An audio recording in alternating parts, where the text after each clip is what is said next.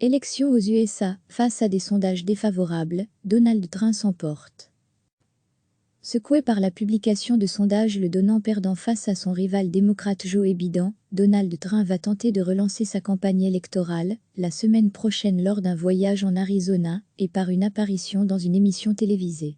Bloqué à la Maison-Blanche depuis des semaines à cause de la pandémie de coronavirus, le magnat de l'immobilier a partagé publiquement sa frustration face au déraillement de sa campagne jusque-là prometteuse. « Je suis à la Maison-Blanche depuis plusieurs mois maintenant, et j'aimerais en sortir », s'est plaint le président mercredi. Le déconfinement du milliardaire républicain commencera dimanche, par une interview-débat sur la chaîne qu'il affectionne, Fox News, qui sera filmée, de façon plutôt inhabituelle, au Lincoln Memorial sur le National Mall, immense esplanade bordée par la Maison-Blanche, à Washington. Mardi, Donald Trump doit s'envoler pour Phoenix, en Arizona, pour visiter une usine de fabrication d'équipements médicaux. Ensuite, il ira dans l'Ohio. Ce changement de décor donnera au président l'opportunité de présenter sous un nouveau jour sa gestion de la crise du coronavirus, de plus en plus critiquée, à seulement 6 mois de l'élection présidentielle. Après une conférence de presse désastreuse la semaine dernière, pendant laquelle Donald Trump avait évoqué la possibilité d'injecter du désinfectant à des patients contaminés par le Covid-19, la Maison-Blanche préfère désormais se concentrer sur une perspective plus réjouissante, la réouverture de l'économie. Des sondages ont montré que le milliardaire républicain était en difficulté, échouant non seulement à créer un sentiment d'union patriotique pendant la crise, mais surtout ne réussissant pas à faire sombrer l'homme qu'il surnomme Joe l'endormi. La moyenne des sondages nationaux donne Joe Biden à 48,3% et Donald Trump à 42%. L'ancien vice-président devance aussi le magnat de l'immobilier dans les projections de tous les États clés, une donnée cruciale dans une élection déterminée par le vote de grands électeurs issus de chaque État.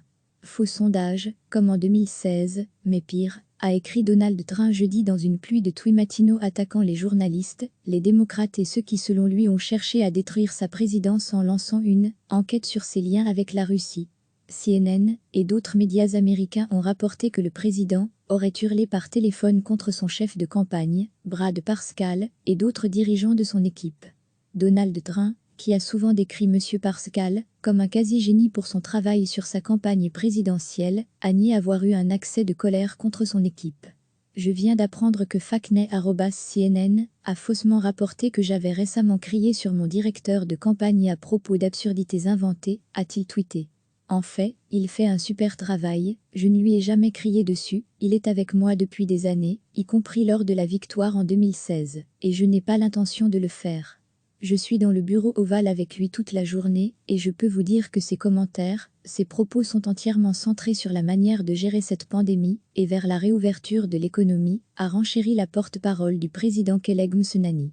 Malgré une présidence marquée par la division et la controverse, Donald Trump avait espéré que la bonne santé de l'économie américaine serait son ticket pour conserver sa place à la Maison-Blanche en novembre prochain. Mais le nouveau coronavirus, qui a déjà tué plus de 61 000 Américains et obligé à un confinement destructeur pour l'économie, notamment pour les restaurants et les compagnies aériennes, a fait voler en éclats cette perspective. Selon le site de statistiques électorales Fivetirtieg, seuls 42,9% des personnes interrogées approuvent les actions de Donald Trump, contre 45,8% 3 semaines auparavant. Joe Biden tente de son côté de transformer l'élection en référendum sur la gestion par M. Trump de la pandémie. Le milliardaire républicain parie toutefois sur le fait qu'une reprise économique arrive juste à temps pour lui permettre de remporter l'élection. « Je pense que vous allez voir des chiffres économiques qui seront fantastiques. J'y crois très fort », a déclaré le président jeudi, décrivant le 3e trimestre comme un trimestre de transition et soulignant que le 4e trimestre aurait des chiffres exceptionnels. L'année prochaine sera spectaculaire, a-t-il insisté. Recevez chaque matin l'essentiel de l'actualité. Secoué par la publication de sondages le donnant perdant face à son rival démocrate Joe Biden, Donald Trump va tenter de relancer sa campagne électorale, la semaine prochaine lors d'un voyage en Arizona, et par une apparition dans une émission télévisée. Bloqué à la Maison-Blanche depuis des semaines à cause de la pandémie de coronavirus, le magnat de l'immobilier a partagé publiquement sa frustration face au déraillement de sa campagne jusque-là prometteuse. « Je suis à la Maison-Blanche depuis plusieurs mois maintenant, et j'aimerais en sortir », s'est plaint le président mercredi. Le déconfinement du milliardaire républicain commencera dimanche, par une interview-débat sur la chaîne qu'il affectionne, Fox News, qui sera filmé, de façon plutôt inhabituelle, au Lincoln Memorial sur le National Mall, immense esplanade bordée par la Maison-Blanche, à Washington. Mardi, Donald Trump doit s'envoler pour Phoenix, en Arizona, pour visiter une usine de fabrication d'équipements médicaux. Ensuite, il ira dans l'Ohio. Ce changement de décor donnera au président l'opportunité de présenter sous un nouveau jour sa gestion de la crise du coronavirus, de plus en plus critiquée, à seulement 6 mois de l'élection présidentielle. Après une conférence de presse désastreuse la semaine dernière, pendant laquelle Donald Trump avait évoqué la possibilité d'injecter du désinfectant à des patients contaminés par le Covid-19, la Maison-Blanche préfère désormais se concentrer sur une perspective plus réjouissante, la réouverture de l'économie. Des sondages ont montré que le milliardaire républicain était en difficulté, échouant non seulement à créer un sentiment d'union patriotique pendant la crise, mais surtout ne réussissant pas à faire sombrer l'homme qu'il surnomme Joe l'endormi. La moyenne des sondages nationaux donne Joe Biden à 48,3% et Donald Trump à 42%. L'ancien vice-président devance aussi le mania de l'immobilier dans les projections de tous les États clés, une donnée cruciale dans une élection déterminée par le vote de grands électeurs issus de chaque État. Faux sondage, comme en 2016, mais pire, a écrit Donald Trump jeudi dans une pluie de tweets matinaux attaquant les journalistes, les démocrates et ceux qui selon lui ont cherché à détruire sa présidence en lançant une enquête sur ses liens avec la Russie. CNN et d'autres médias américains ont rapporté que le président aurait hurlé par téléphone contre son chef de campagne, Brad Parscale, et d'autres dirigeants de son équipe.